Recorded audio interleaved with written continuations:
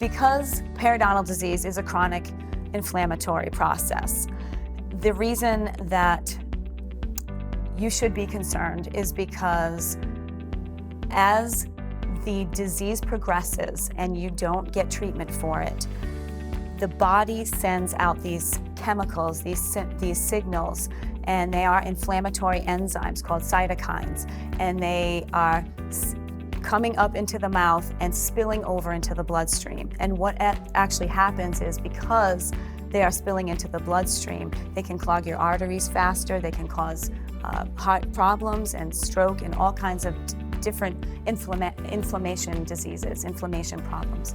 When you use an electric toothbrush or a water pick, you are actually disrupting the bacteria.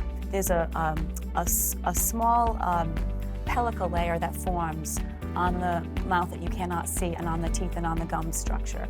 And when you start to develop that, that's almost immediate. As soon as you wake up, everything you eat and everything that happens for the rest of the day is going to attach that pellicle layer. And then it starts becoming a heavier plaque-like layer. And you know, sometimes when you feel that fuzzy feeling on your teeth, you really need to get that off.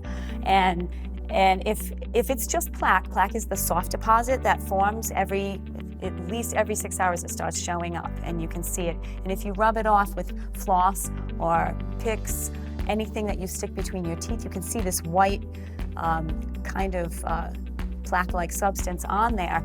That can easily be removed with electric toothbrushes, even a manual brush, but electric toothbrushes we seem to be favoring these days in the office. And a water pick is really excellent because it disrupts all of the bacteria that's forming on there.